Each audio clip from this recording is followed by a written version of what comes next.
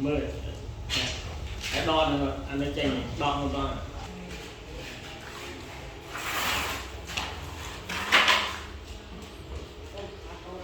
để điểm đã lên đo đại không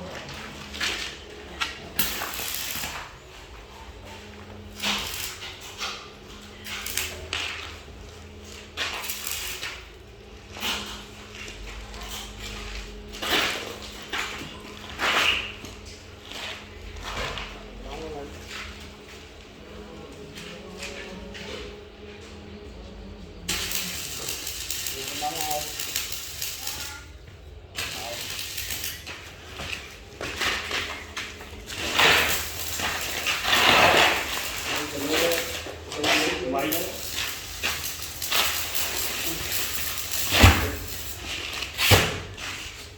rồi mà bây giờ thằng ray pin ray bay gì nữa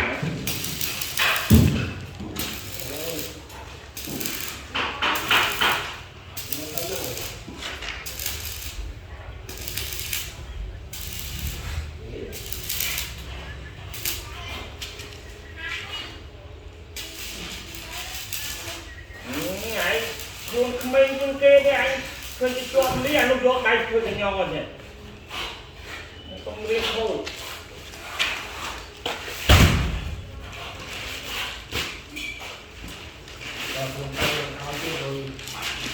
đấy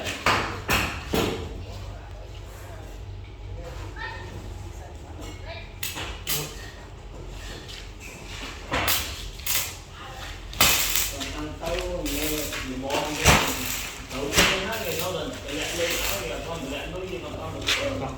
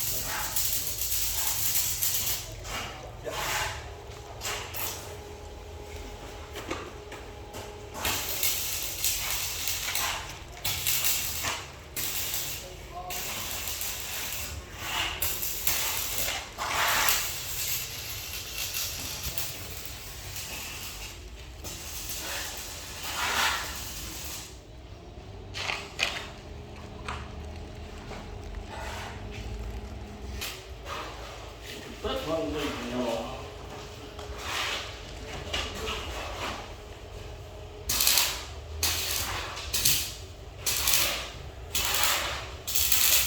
nó phải lấy cái này cho màu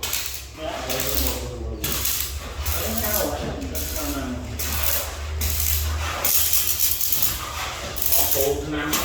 điện năm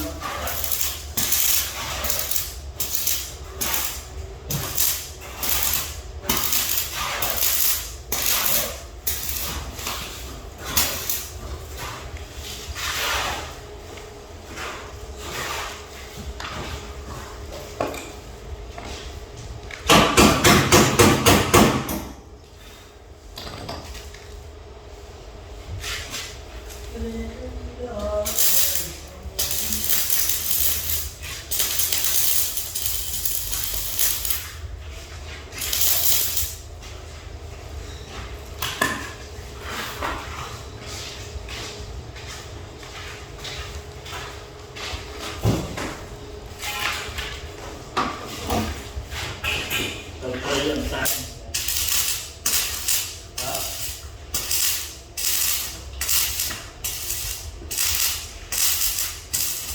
đó anh ấy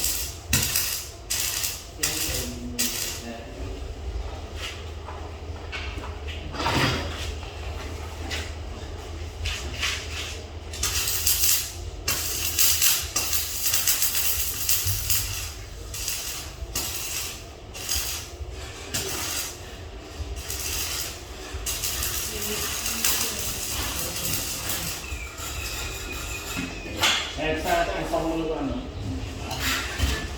buồn buồn buồn